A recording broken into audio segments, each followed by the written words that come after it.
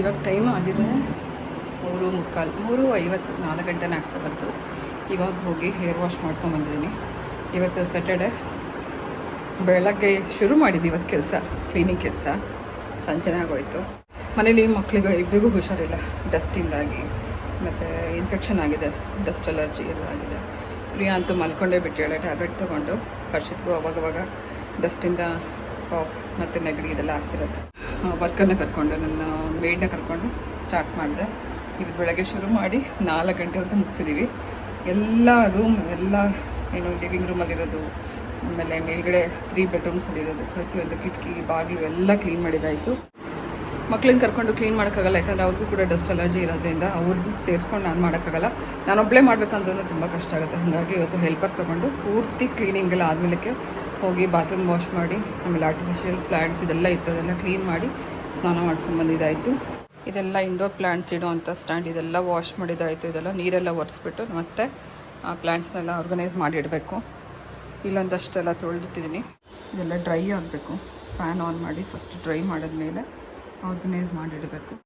Time save ಮಾಡಿಕೊಂಡು cooking ಮಾಡೋ ರೀತಿಯಲ್ಲಿ ಇವತ್ತು 2 ರೆಸಿಪಿ ನೋಡ್ಕೊಂಬರೋಣ. ಒಂದು ಬ್ರೇಕ್ಫಾಸ್ಟ್, ಮತ್ತೊಂದು ಲಂಚ್. ಮೊದಲು ಕಡಲೆಬೇಳೆ ಮತ್ತು ಅಕ್ಕಿ ಎರಡನ್ನೂ ಕೂಡ ಸಮ ಪ್ರಮಾಣದಲ್ಲಿ ನೆನೆಸಿಟ್ಕೊಂಡಿರೋದನ್ನ ಗ್ರೈಂಡ್ ಮಾಡ್ಕೊಳ್ಳುವಾಗ ಇದ್ರ ಜೊತೆಗೆ ಶುಂಠಿ, ಬೆಳ್ಳುಳ್ಳಿ, ಅರಿಶಿನ, ಖಾರದ ಪುಡಿ, ಜೀರಿಗೆ, ಕರಿಬೇವು, ಉಪ್ಪು ಹಾಗೆ ನೀರು ಇದಿಷ್ಟನ್ನು ಹಾಕಿ ನುಣ್ಣಗೆ ರುಬ್ಕೊಂಡು ತಕ್ಷಣವೇ ದೋಸೆ ಮಾಡ್ಕೋಬೋದು. ಈ ದೋಸೆಗೆ ಫರ್ಮೆಂಟೇಷನ್ ಮಾಡುವಂಥ ಅವಶ್ಯಕತೆ ಇಲ್ಲ.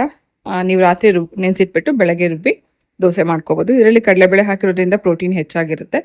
ಆ್ಯಕ್ಚುಲಿ ನಾನು ಕಡಲೆಬೇಳೆನ ಸಪ್ರೇಟಾಗಿ ನೆನೆಸಿಟ್ಕೊಂಡಿದ್ದೆ. ನಿಮಗೆ ತೋರಿಸೋದಕ್ಕೋಸ್ಕರ ಅಕ್ಕಿ ಮತ್ತು ಕಡಲೆಬೇಳೆ ಎರಡೂ ಕೂಡ ಮಿಕ್ಸ್ ಮಾಡಿ ತೋರಿಸಿದ್ದೀನಿ.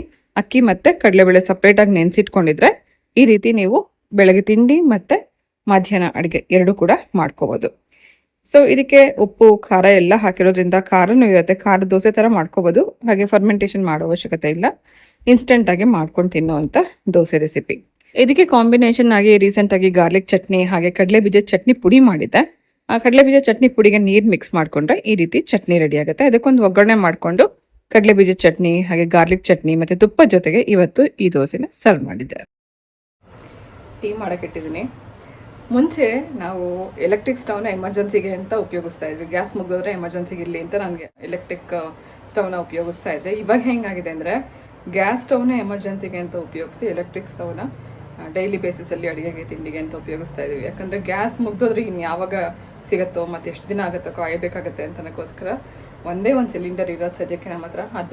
ಅದನ್ನೇ ಇವಾಗ ಬಿಸ್ನೆಸ್ಗೂ ಉಪಯೋಗಿಸ್ತಾ ಅಡುಗೆಗೂ ಉಪಯೋಗಿಸ್ಕೊತಾ ಇರೋದ್ರಿಂದ ಖಾಲಿ ಆಗಿಬಿಡುತ್ತೆ ಅಂತ ಅನ್ನೋ ಭಯಕ್ಕೆ ಈಗ ಎಮರ್ಜೆನ್ಸಿಗೆ ಮಾತ್ರ ಗ್ಯಾಸ್ ಸ್ಟವ್ ಉಪಯೋಗಿಸ್ತಾ ಇದ್ದೀನಿ. ಹಾಲು ಕಾಯಿಸೋಕ್ಕೆ, ಸಾಂಬಾರು ಬಿಸಿ ಮಾಡೋಕ್ಕೆ ಮತ್ತು ಟೀ ಮಾಡೋಕ್ಕೆ, ಏನಾದರೂ ತಕ್ಷಣಕ್ಕೆ ಏನಾದ್ರು ಮಾಡ್ಕೊಳಕ್ಕೆ ಮಾತ್ರನೇ ಇವಾಗ ಗ್ಯಾಸ್ ಉಪಯೋಗಿಸ್ತಾ ಇರೋದು. ಮೇಜರಾಗಿ ಈಗ ಎಲೆಕ್ಟ್ರಿಕ್ ಸ್ಟವ್ನೇ ಉಪಯೋಗಿಸ್ತಾ ಇರೋದು. ಆಮೇಲೆ ಇವಾಗ ಹೆಂಗೆ ಕಾಲ ಬದಲಾಗಿದೆ ಅಂತಂದರೆ ನಮಗೆಲ್ಲ ಪ್ರಾಕ್ಟೀಸ್ ಇದೆ ಒಲೆಯಲ್ಲಿ ಅಡುಗೆ ಮಾಡಿ, ಸೌದೆ ಒಲೆಯಲ್ಲಿ ಮತ್ತು ಒಟ್ಟು ಒಲೆ ಅಂತ ಬರ್ತಾಯಿತ್ತು. ಅವಾಗ ಒಟ್ಟು ಅಂದರೆ ಸೌದೆನ ಮಿಲ್ ಮಾಡಿದಾಗ ಅದರಲ್ಲಿ ಒಂದು ರೀತಿ ಪುಡಿ ಬರುತ್ತಲ್ಲ, ಫೈನ್ ಪೌಡ್ರ್ ಬರುತ್ತಲ್ಲ, ಅದನ್ನು ಉಪಯೋಗಿಸ್ಕೊಂಡು ಒಟ್ಟು ಒಲೆ ಅಂತ ಬರ್ತಾಯಿತ್ತು. ಸೊ ಅದರೊಳಗಡೆ ಒಟ್ಟು ತುಂಬಿ ಒಂದೇ ಒಂದು ಸೌದೆನಲ್ಲೇ ತಿಂಡಿ, ಅಡುಗೆ, ಸ್ನಾನಕ್ಕೆ ನೀರು ಕಾಯಿಸೋದು ಎಲ್ಲ ಒಂದರಲ್ಲೇ ಮಾಡ್ಕೊತಾ ಇದ್ವಿ. ಆ ಥರ ಒಲೆನಲ್ಲೆಲ್ಲ ನಮಗೆ ಮಾಡಿ ಪ್ರಾಕ್ಟೀಸ್ ಇದೆ. ಇವಾಗಿನ ಮಕ್ಕಳಿಗೆ ಅದೆಲ್ಲ ರೂಢಿನೇ ಇಲ್ಲ. ಕೈಯೆಲ್ಲ ಮಸಿ ಆಗುತ್ತೆ ಅಂತ ಅನ್ನೋದು ಒಂಥರ ಬೇಜಾರಾದರೆ, ಆಮೇಲೆ ಒಲೆಯಲ್ಲಿ ಅಡುಗೆ ಮಾಡೋದು ಪ್ರೊಸೀಜರ್ ಏನಿದೆ ಅದು ಗೊತ್ತಿರೋರಿಗೆ ಮಾತ್ರ ಮಾಡೋಕ್ಕೆ ಬರೋದು. ಇವಾಗೆಲ್ಲ ಹೊಸದಾಗಿ ಕಲಿಯೋರು ತುಂಬ ಕಷ್ಟ ಇದೆ ಒಲೆಯಲ್ಲಿ, ಸೌದೆ ಒಲೆಯಲ್ಲಿ ಅಡುಗೆ ಮಾಡೋದು. ಗ್ಯಾಸ್ ಮುಗ್ದೋಯ್ತು ಅಂತಂದರೆ ಸೌದೆ ಒಲೆ ಎಲ್ಲಿದೆ ಅಂತ ಹುಡ್ಕೊಂಡು ಹೋಗಿ ತೊಗೊಂಬಂದು ಮನೇಲಿ ಇಟ್ಕೊಂಡು ಇವಾಗ ಅಡುಗೆ ಮಾಡ್ತಿರೋರು ನೋಡಿದ್ರೆ ಹೆಂಗೆ ಚೇಂಜ್ ಆಗ್ತಿದೆ ಟೈಮ್ ಅಂತ ಅನ್ನಿಸ್ತಾ ಇದೆ. ಎಲ್ಲದಕ್ಕೂ ನಾವು ಪ್ರಿಪೇರ್ ಆಗಿರಬೇಕು ಅಂತ ಹೇಳೋದು ಇದಕ್ಕೋಸ್ಕರನೇ. ಎಲ್ಲದೂ ನಮಗೆ ಗೊತ್ತು. ನಮಗೆ ಓಕೆ ನಾವು ಇದಿಲ್ಲ ಅಂದರೆ ಅದ್ರಲ್ಲಿ ಮಾಡೋಕ್ಕೆ ರೆಡಿ. ಬಟ್ ಇವಾಗಿನ ಮಕ್ಕಳಿಗೆ ಇಲ್ಲಿ ಮನೇಲಿ ಗ್ಯಾಸ್ ಮುಗ್ದೋಯ್ತು ಅಥವಾ ಗ್ಯಾಸ್ ಸ್ಟವ್ ಇಲ್ಲ ಅಂತಂದರೆ ಇವತ್ತಿನ ಊಟ ಇಲ್ಲ ಅಂತಲೇ ಹೊರಗಡೆಯಿಂದ ಆರ್ಡ್ರ್ ಮಾಡೋ ತರಿಸ್ಕೊಂಡು ತಿನ್ನೋ ಅನ್ನೋ ಥರ. ಸೊ ಸೌದೆ ಒಲೆನಲ್ಲೂ ನಾನು ಅಡುಗೆ ಮಾಡೋಕ್ಕೆ ಇವತ್ತು ರೆಡಿ. ನಾವು ಪಕ್ಕದಲ್ಲೇ ಒಂದು ಒಲೆ ಹಚ್ಕೊಂಡು, ಗ್ಯಾಸ್ ಸಿಕ್ಕಿಲ್ಲ ಅಂತಂದರೆ ಒಲೆ ಹಚ್ಕೊಂಡು ಸಾಂಬಾರು ಪುಡಿಗೆ ಹುರ್ಕೊಳ್ಳೋಣ ಅಂತಲೇ ಪ್ಲ್ಯಾನ್ ಮಾಡ್ತಾಯಿದ್ವಿ. ಅಷ್ಟರಲ್ಲಿ ಗ್ಯಾಸ್ ಬಂತು, by the god grace. So ಹಾಗಾಗಿ ಇವಾಗ ಗ್ಯಾಸ್ ಸ್ಟವ್ನ ಎಮರ್ಜೆನ್ಸಿಗೆ ಮಾತ್ರ ಉಪಯೋಗಿಸ್ಕೊಂಡು ಎಲೆಕ್ಟ್ರಿಕ್ ಸ್ಟವಲ್ಲಿ ತಿಂಡಿ ಅಡುಗೆ ಅಂತ ಮಾಡ್ತಾ ಇರೋದು. ಇನ್ನು ಇದು ಎಷ್ಟು ದಿನ ಹೋಗುತ್ತೋ ಗೊತ್ತಿಲ್ಲ ಅಂತಂದು ಹೇಳಿ ಒಂದೇ ಒಂದು ಸ್ಟವ್ನ, ಒಂದೇ ಒಂದು ಗ್ಯಾಸ್ ಸಿಲಿಂಡರ್ನ ತುಂಬ ಹುಷಾರಾಗಿ ಜೋಪಾನವಾಗಿ ಕಾಪಾಡ್ಕೊತಾ ಇದ್ದೀವಿ. ಓಕೆ, ಇವಾಗ ಮಧ್ಯಾಹ್ನದ ಒಂದು ರೆಸಿಪಿ ನಿಮಗೆ ತೋರಿಸ್ತಾ ಇದ್ದೀನಿ. ನಾನು ಆಗಲೇ ಹೇಳೋದನ್ನ, ಕಡಲೆಬೇಳೆ ಒಂದ್ಸತಿ ನೀವು ನೆನೆಸಿದ್ರೆ ಬೆಳಗ್ಗೆ ತಿಂಡಿ ಮಧ್ಯಾಹ್ನ ಅಡುಗೆ ಎರಡೂ ಒಟ್ಟಿಗೆ ಮಾಡ್ಕೋಬೋದು. ಅರ್ಧ ಕಡಲೆಬೇಳೆ ನಾನು ಬೆಳಗ್ಗೆ ತಿಂಡಿಗೆ ಅಕ್ಕಿ ಜೊತೆಗೆ ಸೇರಿಸಿ ದೋಸೆ ಮಾಡಿದ್ದೆ. ಇನ್ನು ಉಳಿದಿರೋ ಅಂಥ ಕಡಲೆಬೇಳೆನ ಕುಕ್ಕರಲ್ಲಿ ಬೇಯಿಸ್ತಾ ಇದ್ದೀನಿ. ಬೇಯಿಸ್ಕೊಡುವಾಗ ಇದಕ್ಕೆ ಸ್ವಲ್ಪ ಅರಿಶಿನ, ಎಣ್ಣೆ ನೀರು ಹಾಕಿ ಸುಮಾರು ಒಂದು 6 ರಿಂದ 7 ವಿಸಿಲ್ ಕೂಗಿಸ್ಬೇಕು. ಕಡಲೆಬೇಳೆ ಬೇಯೋದಕ್ಕೆ ತುಂಬ ಟೈಮ್ ಹಿಡಿಯುತ್ತೆ. ಅದು ತೊಗರಿಬೇಳೆ ಥರ ಅಲ್ಲ, 1-2 ವಿಸಿಲ್ಗೆಲ್ಲ ಬೇಯಲ್ಲ. 6-7 ವಿಸಿಲ್ ಕೂಗಿಸ್ಕೋಬೇಕು. ಚೆನ್ನಾಗಿ ಬೆಂದ ನಂತರ ಇದಕ್ಕೆ ಸಪ್ರೇಟಾಗಿ ಇಟ್ಕೊಂಡು ಮೊದಲು ಬಾಂಡಿನಲ್ಲಿ ಕಸೂರಿ ಮೇಥಿ ಫ್ರೈ ಮಾಡ್ಕೊತಾ ಇದ್ದೀನಿ. ಕಸೂರಿ ಮೇಥಿನ ಡೈರೆಕ್ಟಾಗಿ ಹಾಕೋ ಬದಲು ಈ ರೀತಿ ಹುರಿದ್ಬಿಟ್ಟು ಹಾಕಿದ್ರೆ ಫ್ಲೇವರ್ ತುಂಬ ಚೆನ್ನಾಗಿರುತ್ತೆ. 1 ಸ್ಪೂನಷ್ಟು ಕಸೂರಿ ಮೇಥಿನ ಹುರಿದು ಸೈಡಲ್ಲಿ ಇಟ್ಕೊಂಡು ಮತ್ತೆ ಒಗ್ಗರಣೆಗೆ ಸ್ವಲ್ಪ ಎಣ್ಣೆನಲ್ಲಿ ಏನು ಕರಿಬೇವು ಸೊಪ್ಪು ಮತ್ತು ಮೆಣಸಿನ್ಕಾಯಿ, ಈರುಳ್ಳಿ, ಹಾಗೆ ಪಲಾವ್ ಎಲೆ ಇದೆಲ್ಲ ಹಾಕಿ ಒಗ್ಗರಣೆ ಮಾಡಿಕೊಂಡು ಇದೇ ಟೈಮಲ್ಲಿ ಶುಂಠಿ ಬೆಳ್ಳುಳ್ಳಿ ಪೇಸ್ಟ್ ಅಥವಾ ಜಜ್ಜಿರೋಂಥ ಶುಂಠಿ ಬೆಳ್ಳುಳ್ಳಿ ಹಾಕಿ ಸ್ವಲ್ಪ ಹೊತ್ತು ಹಸಿ ವಾಸನೆ ಎಲ್ಲ ಹೋಗೋವರೆಗೂ ಹುರ್ಕೊಂಡ್ಮೇಲೆ ಟೊಮೆಟೊ ಪ್ಯೂರಿ ಹಾಕೋಣ. ಟೊಮೆಟೊ ಪ್ಯೂರಿ ಹಾಕೋದ್ರಿಂದ ಗ್ರೇವಿ ಕನ್ಸಿಸ್ಟೆನ್ಸಿ ಚೆನ್ನಾಗಿರುತ್ತೆ. ತೊಗರಿಬೇಳೆ ನೀವು ಬೇಯಿಸಿದ್ರೆ ಸ್ವಲ್ಪ ಕಟ್ ಬರುತ್ತೆ, ಅಂದರೆ ಗಟ್ಟಿ ಬರುತ್ತೆ. ಕಡಲೆಬೇಳೆನಲ್ಲಿ ಆ ರೀತಿ ಬರಲ್ಲ. ಹಾಗಾಗಿ ನಾನು ಇದಕ್ಕೆ ಟೊಮೆಟೊ ರುಬ್ಬಿ ಹಾಕಿದ್ದೀನಿ. ಟೊಮೆಟೊ ರುಬ್ಬಿ ಹಾಕಿದ್ಮೇಲೆ ಸ್ವಲ್ಪ ಕುಚ್ಕೊಳ್ಳುವಾಗಲೇ ಸ್ವಲ್ಪ ಅರಿಶಿನ, ಸ್ವಲ್ಪ ಧನಿಯಾ ಪುಡಿ, ಹಾಗೆ ಖಾರಕ್ಕೆ ಬೇಕಾಗುವಷ್ಟು ಖಾರದ ಪುಡಿ, ರುಚಿಗೆ ಉಪ್ಪು ಹಾಕಿ ಚೆನ್ನಾಗಿ ಇದನ್ನು ಕುಚ್ಕೋಬೇಕು. ಮಸಾಲೆ ಎಲ್ಲ ಇದನ್ನೆಲ್ಲ ಚೆನ್ನಾಗಿ ಕುಚ್ಕೊಂಡ್ಮೇಲೆ ನಾವು ಫಸ್ಟೇ ಬೇಯಿಸಿಟ್ಕೊಂಡಿರುವಂಥ ಕಡಲೆಬೇಳೆನೂ ಕೂಡ ಒಂದು ಸ್ವಲ್ಪ ಮ್ಯಾಶ್ ಮಾಡಿ ಹಾಕೋಣ. ಬೇಳೆ ಕೆಲವೊಮ್ಮೆ ಇದು ಚೆನ್ನಾಗಿ ನುಣ್ಣಗಾಗಿಲ್ಲ ಅಂದರೆ ಒಂದ್ಸತಿ ಬಿಸಿ ಇರುವಾಗಲೇ ಮ್ಯಾಶ್ ಮಾಡಿಕೊಂಡ್ರೆ ಈ ರೀತಿ ಗಟ್ಟಿ ಆಗುತ್ತೆ. ಸೊ ದಾಲ್ ಕನ್ಸಿಸ್ಟೆನ್ಸಿ ಬೇಕು ಅಂದರೆ ಸ್ವಲ್ಪ ನಾವು ಅದನ್ನು ಮ್ಯಾಶ್ ಮಾಡಿಕೊಂಡು ಹಾಕ್ಕೋಬೇಕು. ಕಡಲೆಬೇಳೆ ಬೇಯಿಸ್ಕೊಂಡಿರೋದನ್ನು ಹಾಕಿ ನೀರೆಲ್ಲ ಅಡ್ಜಸ್ಟ್ ಮಾಡಿ ಚೆನ್ನಾಗಿ ಇದನ್ನು ಒಂದು 2-3 ನಿಮಿಷ ಕುದಿಸ್ಕೊಂಡಾದ್ಮೇಲೆ ಲಾಸ್ಟಲ್ಲಿ ಇದಕ್ಕೊಂದು ತುಪ್ಪದ ಒಗ್ಗರಣೆ ಹಾಕೋಣ. ಯಾವುದೇ ದಾಲ್ ಆಗಲಿ ಸಾಂಬಾರ್ಗಾಗಲಿ ಲಾಸ್ಟಲ್ಲಿ ಸ್ವಲ್ಪ ತುಪ್ಪದ ಒಗ್ಗರಣೆ ಹಾಕೋದ್ರಿಂದ ಆ ಫ್ಲೇವರ್ ಮತ್ತು ಟೇಸ್ಟ್ ತುಂಬ ಚೆನ್ನಾಗಿರುತ್ತೆ. ತುಪ್ಪ ಸ್ವಲ್ಪ ಬಿಸಿ ಮಾಡಿ ಅದರಲ್ಲಿ ಸ್ವಲ್ಪ ಇಂಗು ಮತ್ತು ಜೀರಿಗೆ, ಹಾಗೆ ಸ್ವಲ್ಪ ಅಚ್ಕಾರದ ಪುಡಿ ಹಾಕಿದ್ದೀನಿ, ಕಲರ್ ಚೆನ್ನಾಗಿ ಕಾಣಿಸುತ್ತೆ. ಹಾಗೆ ಸ್ವಲ್ಪ ಕಸೂರಿ ಮೇಥಿ ಹಾಕಿ ಇದನ್ನು ಮಿಕ್ಸ್ ಮಾಡಿಕೊಂಡ್ರೆ ಕಡಲೆಬೇಳೆಯಿಂದ ಮಾಡಿರುವಂಥ ದಾಲ್ ಅಥವಾ ಗ್ರೇವಿ ರೆಡಿ ಆಯಿತು. ಇದು ಚಪಾತಿಗೂ ಚೆನ್ನಾಗಿರುತ್ತೆ, ಬಿಸಿ ಅನ್ನಕ್ಕೂ ಕೂಡ ಚೆನ್ನಾಗಿರುತ್ತೆ. ಕಸೂರಿ ಮೇಥಿ ಯಾವಾಗಲೂ ಅಷ್ಟೇ ಲಾಸ್ಟಲ್ಲಿ ಹಾಕೋದ್ರಿಂದ ಫ್ಲೇವರ್ ಚೆನ್ನಾಗಿರುತ್ತೆ. ಕಟ್ ಮಾಡಿರೋ ಕೊತ್ತಂಬರಿ ಮತ್ತು ಕಸೂರಿ ಮೇಥಿ ಹಾಕಿ ಇದನ್ನು ಇವತ್ತು ಅನ್ನದ ಜೊತೆಗೆ ತುಪ್ಪದ ಜೊತೆಗೆ ಸರ್ವ್ ಮಾಡಿದ್ದೀನಿ. ಸೊ ಇದೆರಡು ರೆಸಿಪಿ ಕಡಲೆಬೇಳೆಯಿಂದ ಮಾಡಿರೋದ್ರಿಂದ ಪ್ರೋಟೀನ್ ಹೆಚ್ಚಾಗಿರೋಂಥ ಈ 2 ರೆಸಿಪಿ ಒಂದ್ಸತಿ ನೀವು ಟ್ರೈ ಮಾಡಿ ಮಾಡಿದ್ಮೇಲೆ ಹೇಗಿತ್ತು ಅಂತ ಕಮೆಂಟಲ್ಲಿ ತಿಳಿಸಿ.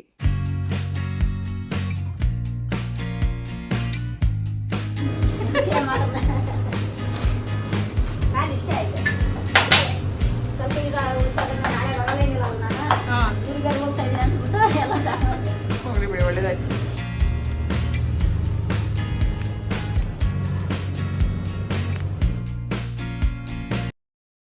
ಪ್ರತಿ ಶನಿವಾರ ಭಾನುವಾರದಷ್ಟೊತ್ತಿಗೆ ಫ್ರೆಶ್ ಬ್ಯಾಚ್ ರೆಡಿ ಆಗುತ್ತೆ. ನೆಕ್ಸ್ಟ್ ವೀಕ್ಗೋಸ್ಕರ ಪೂರ್ತಿ ಸ್ಟಾಕ್ ರೆಡಿ ಆಗಿದೆ, ಫ್ರೆಶ್ ಬ್ಯಾಚ್ ರೆಡಿ ಇದೆ. ಇಲ್ಲಿ ಧನಿಯಾ ಪುಡಿ ರೆಡಿ ಇದೆ, ಕಜಾಯ ಪಾಕ ರೆಡಿ ಇದೆ, ಹಾಗೆ ಸಾಂಬಾರ್ ಪ್ರೀ ಮಿಕ್ಸ್ ಕೂಡ ರೆಡಿ ಇದೆ. ನೆಕ್ಸ್ಟ್ ವೀಕ್ಗೆ ಬೇಕಾಗಿರೋವಂಥ ಎಲ್ಲನೂ ಫ್ರೆಶ್ ಬ್ಯಾಚ್ ರೆಡಿ ಆಗಿರುತ್ತೆ. ಯಾಕಂದರೆ ನಾವು ಪ್ರತಿ ವಾರಕ್ಕೊಂದು ಸ್ಟಾಕ್ ನಾನು ರೆಡಿ ಮಾಡ್ತೀನಿ. ಮೆಂತ್ಯ ಹಿಟ್ಟು ಒಂದು ಖಾಲಿ ಆಗಿದೆ, ಮೆಂತ್ಯ ಹಿಟ್ಟು ಮಾಡಬೇಕು. ಸಾಂಬಾರ್ ಪುಡಿ, ಕರಿ ಮಸಾಲ ಮತ್ತು ಮಿಲೆಟ್ ಮಿಕ್ಸ್ ಇದೆಲ್ಲ ರೆಡಿ ಇದೆ. ಸೊ ಒಂದೊಂದು ವಾರಕ್ಕೆ ಎಷ್ಟು ಬೇಕೋ ಅಷ್ಟು ಮಾತ್ರ ನಾನು ಪ್ರಿಪೇರ್ ಮಾಡಿಸೋದು. ಕಜಾಯ ಪಾಕ ಕೇಳಿದ್ದು ಸುಮಾರು ಜನ, ಅವರಿಗೋಸ್ಕರ ಕೂಡ ಮಾಡಿದ್ದೀನಿ. ಕಜಾಯ ಪಾಕ ಹೇಗೆ ಅಂದರೆ ನಾವು ಮೊದಲೇ ಮಾಡಿ ಇಟ್ಕೊಳ್ಳಲ್ಲ, ಯಾವಾಗ ಆರ್ಡರ್ ಬರುತ್ತೆ ಆವಾಗಲೇ ನಾನು ಪ್ರಿಪೇರ್ ಮಾಡ್ತೀನಿ. 2 ದಿನ ಟೈಮ್ ತೊಗೋತೀನಿ ಅಕ್ಕಿ ನೆನೆಸಿ ಪಾಕ ತೆಗೆದು ಮಾಡೋದಕ್ಕೆ. ಹಾಗಾಗಿ ಕೆಲವರು ಕೇಳಿದರು, ಆರ್ಡರ್ ಮಾಡಿದರು, ಪ್ರೀ ಆರ್ಡರ್ ಮಾಡಿದರು. ಹಬ್ಬಕ್ಕೆ ಏನು ಊರ ಹಬ್ಬಕ್ಕೆ ಬೇಕು, ಆಮೇಲೆ ಸೀಮಂತ ಫಂಕ್ಷನ್ಗೆ ಬೇಕು ಅಂತ ಕೇಳಿದರು. ಅವ್ರಿಗೆ ಮಾತ್ರ ನಾನು ಇವಾಗ ಒಂದು 6 kg ಅಷ್ಟು ಮಾಡಿದ್ದೀನಿ. ಒಬ್ಬರು 2.5 kg ಮಾಡಿದ್ದಾರೆ, ಒಬ್ಬರು 3 kg ಮಾಡಿದ್ದಾರೆ, ಈ ಥರ. ಸೊ ಎಷ್ಟು ಜನಕ್ಕೆ ಬೇಕೋ ಅಷ್ಟು ಜನಕ್ಕೆ ಮಾತ್ರ ಫಸ್ಟ್ ಪ್ರೀ ಆರ್ಡರ್ ತೊಗೊಂಡು ಪ್ರಿಪೇರ್ ಮಾಡ್ತೀನಿ. ಕಜಾಯ ಪಾಕ ರೆಡಿ ಆಯಿತು. ಹಾಗೆ ನೆಕ್ಸ್ಟ್ ವೀಕಿಗೆ ಬೇಕಾಗಿರೋಂಥ ಎಲ್ಲ ಮಸಾಲೆನೂ ಪ್ರಿಪೇರ್ ಆಗಿದೆ. ವಾರಕ್ಕೆ ಕೊನೆಗೆ ಕರೆಕ್ಟಾಗಿ ಬರ್ತಿದ್ದಂಗೆ ಈ ವಾರಕ್ಕೆ ಏನೇನು ಬೇಕು ಅಂತ ಅದನ್ನು ನೋಡಿಕೊಂಡು ಪ್ರಿಪೇರ್ ಮಾಡಿಸಿ ಇಡ್ತೀನಿ. ಫ್ರಿಡ್ಜ್ ನಾನು ಇಟ್ಕೊಂಡಿರೋದು ಏನಕ್ಕೆ ಅಂತಂದರೆ ಕೆಲವು ಕಾಳುಗಳು, ಸಿರಿಧಾನ್ಯಗಳು ಹುಳು ಆಗಿಬಿಡುತ್ತೆ. ಅಂಥದಕ್ಕೋಸ್ಕರ ಮಾತ್ರ ನಾನು ಇಲ್ಲಿ ಇಟ್ಕೊಂಡಿದ್ದೀನಿ. ಇದರಲ್ಲಿರೋದೆಲ್ಲ ಬರೀ ಕಾಳುಗಳಷ್ಟೇ, ಡ್ರೈ ಫ್ರೂಟ್ಸು, ಕಾಳು, ಬೇಳೆ ಇಂಥದ್ದು ಮಾತ್ರ. ಏನೋ ಡ್ರೈ ಫ್ರೂಟ್ಸು, ಏಲಕ್ಕಿ ಇಂಥ ಸ್ವಲ್ಪ ಸ್ಪೈಸಸ್ ಮಾತ್ರ ನಾನು ಇದರೊಳಗಡೆ ಇಟ್ಟಿರ್ತೀನಿ ಅಷ್ಟೇ. ಜಾಸ್ತಿ ಏನಾದ್ರು ಇದ್ದಿದ್ದನ್ನು ಮಿಕ್ಕಿದಂತೆ ಎಲ್ಲ ಹೊರಗೆ ಇರುತ್ತೆ. ಆ ವಾರಕ್ಕೆ ಎಷ್ಟು ಬೇಕೋ ಅಷ್ಟು ಮಾತ್ರ ನಾನು ತೊಗೊಂಬಂದು ಹಂಗೆ ಅದೇ ರಾ ಮೆಟೀರಿಯಲ್ಸ್ನ ಯೂಸ್ ಮಾಡಿ ಫ್ರೆಶ್ ಬ್ಯಾಚ್ ಏನಾದ್ರು ಪ್ರಿಪೇರ್ ಮಾಡಿಸಿ ಇಟ್ಬಿಡ್ತೀವಿ. ಇದು ಈ ವರ್ಷದ ಹುಣಸೆಹಣ್ಣು ರೀಸೆಂಟಾಗಿ ಒಬ್ಬರು ಮನೆ ಹತ್ರನೇ ತೊಗೊಂಬಂದಿದ್ರು. ತುಂಬ ಕ್ಲೀನಾಗಿತ್ತು, ತುಂಬ ಚೆನ್ನಾಗಿ ಕ್ಲೀನ್ ಮಾಡ್ಯಾರೆ. ಅಂಗಡಿಯಲ್ಲಿ ಸಿಗೋವಂಥ ಹುಣಸೆಹಣ್ಣಲ್ಲಿ ಬೀಜ, ಸಿಪ್ಪೆ ಎಲ್ಲ ಇರುತ್ತೆ. ಇವ್ರು ಯಾರೋ ಮನೆ ಹತ್ರನೇ ತೊಗೊಂಬಂದು ಮಾರ್ತಾಯಿದ್ರು, ಅಂಥವ್ರ ಹತ್ರ ತೊಗೊಂಡಿದ್ದೆ. ಇದು ಸ್ವಲ್ಪ ಬಿಸಿಲು ಚೆನ್ನಾಗಿ ಒಣಗಿಸಿ ಇಟ್ಕೋಬೇಕು. ಪುಳಿಯೋಗರೆಗೆ ನನಗೆ ಮೇಯ್ನಾಗಿ ಬೇಕಾಗುತ್ತೆ ಇದು. ಸೊ ಕೆಲವಕ್ಕೆ ಮಾತ್ರ ನಾನು ಹುಣಸೆಹಣ್ಣು ಉಪಯೋಗಿಸ್ತೀನಿ. ಇನ್ನು ಚೆನ್ನಾಗಿ ಒಣಗಿಸಿಟ್ಕೋಬೇಕು. ಇನ್ನು ಇದು ಫ್ರೆಶ್ ಇದೆ, ಹಸಿ ಇದೆ, ಬಿಸಿಲಲ್ಲಿ ಒಣಗಿಸ್ಕೋಬೇಕು. ಹಾಗಾಗಿ ಇವತ್ತು ಬಿಸಿಲು ಹಾಕಿದ್ವಿ. ಇದನ್ನು ಒಳಗಡೆ ಇಟ್ಬಿಟ್ಟು ಎಲ್ಲ ಕ್ಲೀನ್ ಮಾಡಿಕೊಟ್ಬಿಟ್ಟು ಹೊರಟ್ರು. ನಮ್ಮ ಬೈಸೂಜಿ ಹೋಮ್ ಮೇಡ್ ಮಸಾಲ ಪ್ರಾಡಕ್ಟ್ಸ್ ಬೇಕು ಅಂತನವರು ನೀವು ಕೂಡ ಆರ್ಡರ್ ಮಾಡಿ ತರಿಸ್ಕೊಂಡು ಟ್ರೈ ಮಾಡಿ. ಡಿಸ್ಕ್ರಿಪ್ಷನ್ ಬಾಕ್ಸಲ್ಲಿ ನಮ್ಮ ಬೈಸುಜಿ ಹೋಮ್ ಮೇಡ್ ಮಸಾಲದು ವಾಟ್ಸಪ್ ನಂಬರ್ ಕೊಟ್ಟಿರ್ತೀನಿ, ಹಾಗೆ ವೆಬ್ಸೈಟ್ ಅಡ್ರೆಸ್ ಕೂಡ ಇರುತ್ತೆ. ಟ್ರೈ ಮಾಡಿ ನೋಡಿ. ಇದು ನನ್ನ ಪುಟ್ಟ ಬಿಸ್ನೆಸ್ ಏರಿಯಾ.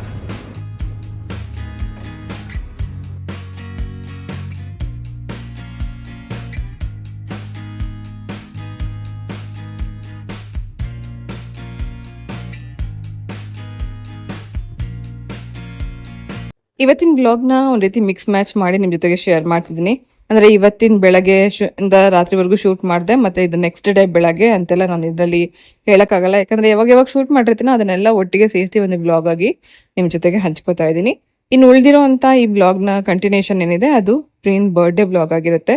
ಆದರೆ ಇವತ್ತಿನ ದಿನ ಒಂದು ಬರ್ಡೇ ಬ್ಲಾಗ್ನ ಸಪ್ರೇಟಾಗಿ ಮಾಡಬೇಕು, ಖುಷಿಯಾಗಿ ಇವತ್ತಿನ ದಿನನ ಸೆಲೆಬ್ರೇಟ್ ಮಾಡಬೇಕು ಅಂತನೋ ಆಸೆ ನನಗೂ ಇತ್ತು. ಹಾಗೆ ಅವಳಿಗೂ ಪ್ರಿಯಂಗೂ ಕೂಡ ತುಂಬ ಆಸೆ ಇತ್ತು, ಇವತ್ತು ಫ್ಯಾಮಿಲಿ ಜೊತೆಗೆ ನಾನು ನನ್ನ ಬರ್ಡೇನ ಸೆಲೆಬ್ರೇಟ್ ಮಾಡ್ಕೋತಿದ್ದೀನಿ ಅಂತ ಅನ್ನೋ ಒಂದು ಖುಷಿ ಇತ್ತು.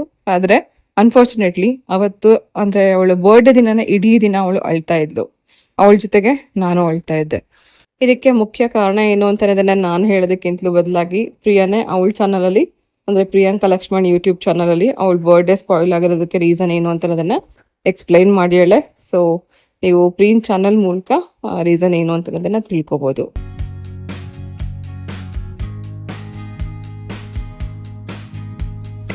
ಪ್ರತಿ ತಿಂಗಳು ಗಿವ್ ಅವೇ ವಿನ್ನರ್ ಅನೌನ್ಸ್ ಮಾಡೋಕ್ಕೂ ಮುಂಚೆ ಕೆಲವು ಕಂಡೀಷನ್ಸ್ ಹಾಕ್ತಾ ಇದೆ. ಈ ಸರ್ತಿ ಕಂಡೀಷನ್ ಸ್ವಲ್ಪ ಡಿಫ್ರೆಂಟ್ ಆಗಿದೆ. ಲಾಸ್ಟ್ ಮಂತಲ್ಲಿ ಒಂದು ಕ್ವಶನ್ ಕೇಳಿದ್ದೆ, ಅದಕ್ಕೆ ಉತ್ತರ ಕೊಡೋರಲ್ಲಿ ಇಬ್ಬರನ್ನ ಸೆಲೆಕ್ಟ್ ಮಾಡ್ತೀನಿ ಅಂತ ಹೇಳಿದ್ದೆ.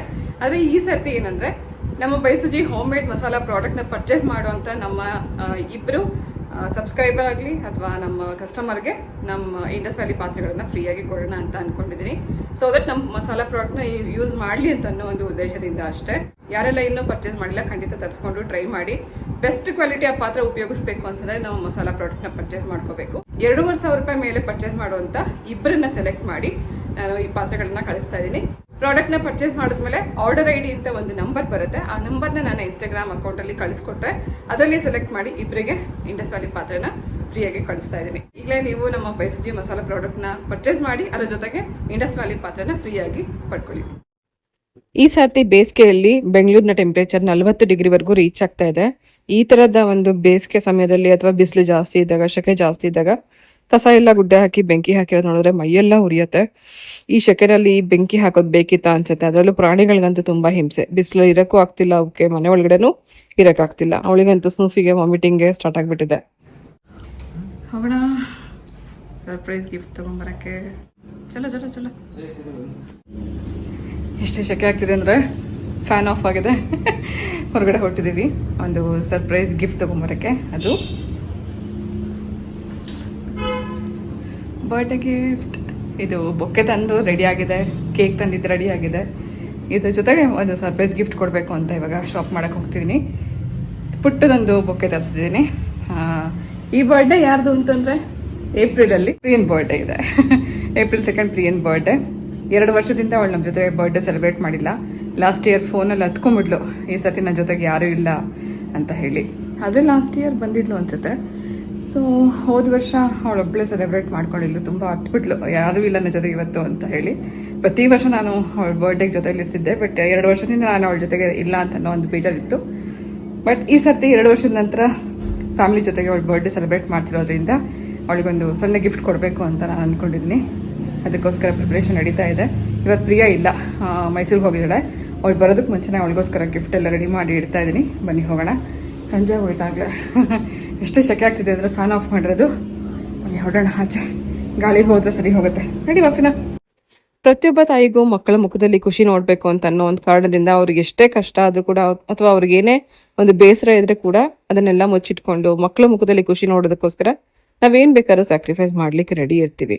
ಅದೇ ರೀತಿಯೇ ನೆಕ್ಸ್ಟ್ ಡೇ ಅಂದರೆ ಅವಳು ಪ್ರಿಯನ್ ಬರ್ಡೇ ದಿನ ನಾನು ಅವಳನ್ನ ಖುಷಿಯಾಗಿ ಇಟ್ಕೋಬೇಕು. ಅವಳಿಗೆ ಸರ್ಪ್ರೈಸ್ ಅಂದರೆ ತುಂಬ ಇಷ್ಟ. ಸರ್ಪ್ರೈಸ್ ಆಗಿ ಒಂದು ಗಿಫ್ಟ್ ಕೊಡಬೇಕು ಅಂತ ಅನ್ನೋ ಒಂದು ಆಸೆ ಇಟ್ಕೊಂಡು ನಾನು ಮತ್ತು ಹರ್ಷಿತ್ ರಾತ್ರಿನೇ ಪ್ರಿಯಾ ಇಲ್ದಿರೋರಂಥ ಟೈಮಲ್ಲಿ ಹೋಗಿ ಈ ಗಿಫ್ಟ್ ಎಲ್ಲ ತೊಗೊಂಬಂದು ಇಟ್ಕೊಂಡ್ವಿ. ಬಟ್ ಖುಷಿ ಪಡಿಸ್ಬೇಕು ಅಂತ ಅನ್ನೋ ಒಂದು ಆಸೆ ಏನಿತ್ತು ಅದು ಆಸೆಯಾಗೆ ಉಳ್ಕೊಂಡ್ಬಿಡ್ತು.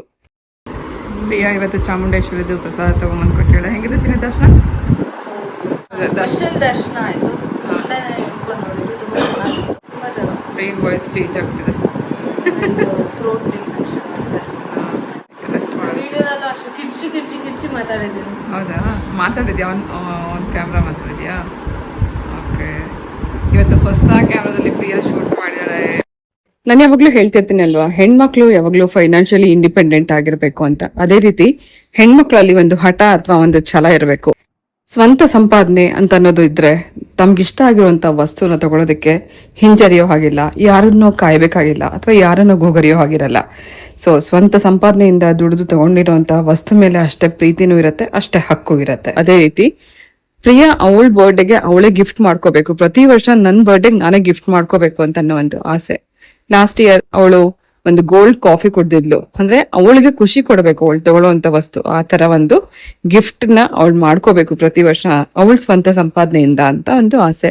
ಹಾಗೆ ಈ ವರ್ಷನೂ ಅವಳಿಗೆ ಇಷ್ಟ ಆಗಿರುವಂತ ಕ್ಯಾಮ್ರಾನ ಅವಳೇ ಗಿಫ್ಟ್ ಮಾಡ್ಕೊಂಡ್ಯಾಳೆ. ಪ್ರೀನ್ ಬರ್ಡೇ ದಿನ ಅವಳಿಗೆ ಇಷ್ಟ ಆಗಿರುವಂತ ತಿಂಡಿ ಎಲ್ಲ ಮಾಡ್ಕೊಳ್ಳೋಣ ಅಂತ ಹೇಳಿ ಅವಳನ್ನ ಕೇಳಿ ಇದನ್ನೆಲ್ಲ ಪ್ರಿಪೇರ್ ಮಾಡ್ತಾ ನಾನು ಶೂಟ್ ಮಾಡ್ಲಿಕ್ಕೆ ಸ್ಟಾರ್ಟ್ ಮಾಡಿದೆ. ಅನ್ಫಾರ್ಚುನೇಟ್ಲಿ ಯಾವುದೇ ರೆಸಿಪಿ ಶೂಟ್ ನಾನು ಕಂಪ್ಲೀಟ್ ಆಗಿ ಮಾಡ್ಲಿಕ್ಕೆ ಆಗ್ಲೇ ಇಲ್ಲ. ಅವಳು ಕೇಳಿದ್ದು ಜಾಮೂನ್ ಕೇಳಿದ್ಲು, ಹಾಗೆ ಒಂದು ಪನ್ನೀರ್ ರೆಸಿಪಿ ಮಾಡಿ ಅಮ್ಮ ಅಂತ ಕೇಳಿದ್ಲು. ಸೊ ಪ್ರಿಯಿಂಗೆ ಜಾಮೂನ್ ತುಂಬಾ ಇಷ್ಟ. ಆದರೆ ಜಾಮೂನ್ ಪೌಡರ್ ಮನೇಲಿ ಇರಲಿಲ್ಲ ಅವತ್ತು. ಮನೇಲಿ ಮಿಲ್ಕ್ ಪೌಡರ್ ಇತ್ತು. ಮಿಲ್ಕ್ ಪೌಡರ್ನ ಉಪಯೋಗಿಸ್ಕೊಂಡು ಖೋವಾ ಮಾಡಿ ಅದರಿಂದ ಜಾಮೂನ್ ಮಾಡಿದ್ದು ತುಂಬಾ ಚೆನ್ನಾಗಿತ್ತು. ಪ್ರಾಪರ್ ರೆಸಿಪಿ ನಿಮ್ಗೆ ಇವತ್ತು ಶೂಟ್ ಮಾಡ್ಲಿಕ್ಕೆ ಆಗಿಲ್ಲ. ನೆಕ್ಸ್ಟ್ ಟೈಮ್ ಯಾವಾಗಲಾದ್ರು ಕಂಪ್ಲೀಟ್ ರೆಸಿಪಿ ಶೂಟ್ ಮಾಡಿ ನಿಮ್ಮ ಜೊತೆಗೆ ಶೇರ್ ಮಾಡ್ತೀನಿ. ಹಾಗೆ ಪನ್ನೀರ್ ರೆಸಿಪಿ ಆಗಲಿ, ತಂದೂರಿ ರೋಟಿ ರೆಸಿಪಿ ಆಗಲಿ, ಯಾವುದು ಕೂಡ ಇಲ್ಲಿ ಪೂರ್ತಿಯಾಗಿ ರೆಸಿಪಿ ಶೂಟ್ ಮಾಡ್ಲಿಕ್ಕೆ ಆಗಲೇ ಇಲ್ಲ. ಸೊ ಎಲ್ಲದಕ್ಕೂ ಪ್ರಿಪೇರ್ ಮಾಡಿ ಇಟ್ಕೊಂಡು ಅರ್ಧಂಬರ್ಧ ಶೂಟ್ ಮಾಡಿದ್ದೆ. ಮಧ್ಯೆ ಮಧ್ಯೆ ಕಾನ್ವರ್ಸೇಷನ್ ನಡೀತಾ ಇತ್ತು. ಪ್ರಿಯನೂ ಬೇಜಾರು ಮಾಡ್ಕೊಂಡಿದ್ಲು, ನನಗೂ ಬೇಜಾರಾಗ್ತಾ ಇತ್ತು. ಇದರ ಮಧ್ಯದಲ್ಲಿ ಏನೇನು ಶೂಟ್ ಮಾಡಿದ್ನೋ ಅದನ್ನ ಮಾತ್ರ ನಿಮ್ಮ ಜೊತೆಗೆ ಶೇರ್ ಮಾಡ್ಕೊಂಡಿದ್ದೀನಿ. ಎಲ್ಲನೂ ತುಂಬ ಚೆನ್ನಾಗಾಗಿತ್ತು, ಆದರೆ ತಿನ್ನುವಂಥ ಮನಸ್ಸೇ ಅವತ್ತಿರಲಿಲ್ಲ.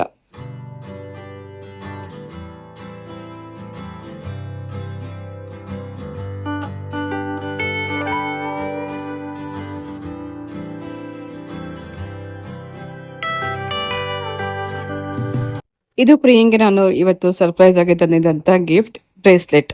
ಸೊ ಮಧ್ಯದಲ್ಲಿ ಡೈಮಂಡ್ ಸ್ಟೋನ್ಸ್ ಇದೆ, ಹಾಗೆ ಇದು rose gold. So rose gold with diamond stones ಇರೋವಂಥ ಬ್ರೇಸ್ಲೆಟ್ನ ಪ್ರಿಯಿಂಗೆ ಗಿಫ್ಟ್ ಆಗಿ ಕೊಟ್ಟೆ. ಡೈಮಂಡ್ ತಗೊಂಡಿರೋದ್ರಿಂದ ನಮಗೆ ಮಲಬಾರ್ ಏನೋ ಶಾಪಲ್ಲಿ ಎಕ್ಸ್ಟ್ರಾ ಗಿಫ್ಟ್ ಬೇರೆ ಕೊಟ್ಟಿದ್ದಾರೆ ನೋಡಿ. ಇದೆಲ್ಲ ಹಾಟ್ ಬಾಕ್ಸ್ ಒಂದು ಸೆಟ್ಟನ್ನು ಫ್ರೀಯಾಗಿ ನಮಗೆ ಗಿಫ್ಟ್ ಆಗಿ ಕೊಟ್ಟರು.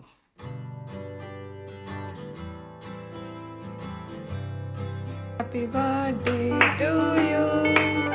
Happy birthday to you.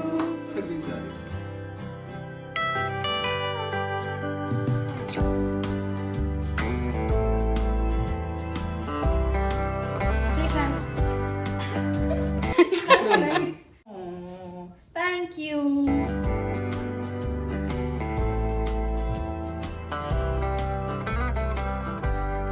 So dears, ಇದು ಇವತ್ತಿನ ವ್ಲಾಗ್ ಆಗಿತ್ತು. ಇವತ್ತಿನ ವ್ಲಾಗಲ್ಲಿ ನನಗೇನು ಸಸ್ಪೆನ್ಸ್ ಕ್ರಿಯೇಟ್ ಮಾಡಬೇಕಂತ ಅನ್ನೋ ಉದ್ದೇಶ ಇಲ್ಲ, ಆದರೆ ಏನೂ ಎಕ್ಸ್ಪ್ರೆಸ್ ಮಾಡ್ಕೋಬೇಕು ಅಂತ ಅನಿಸ್ಲಿಲ್ಲ. ಹಾಗಾಗಿನೇ ನೀವೇನೇ ತಿಳ್ಕೊಬೇಕು ಅಂತ ಅನ್ಸಿದ್ರು ಪ್ರಿಯನ್ ಬರ್ಡೇ ವ್ಲಾಗ್ನ ವಾಚ್ ಮಾಡಿ, ಇವಳು ಪ್ರಿಯನ್ ವ್ಲಾಗಲ್ಲಿ ಅಂತ ಹೇಳಿ ನಾನು ನಿಮಗೆ ಬಿಟ್ಟಿದ್ದೆ. ಇಂಟ್ರೆಸ್ಟ್ ಇರುವಂಥವ್ರು ಪ್ರಿಯನ್ ವ್ಲಾಗ್ನ ವಾಚ್ ಮಾಡ್ಬೋದು.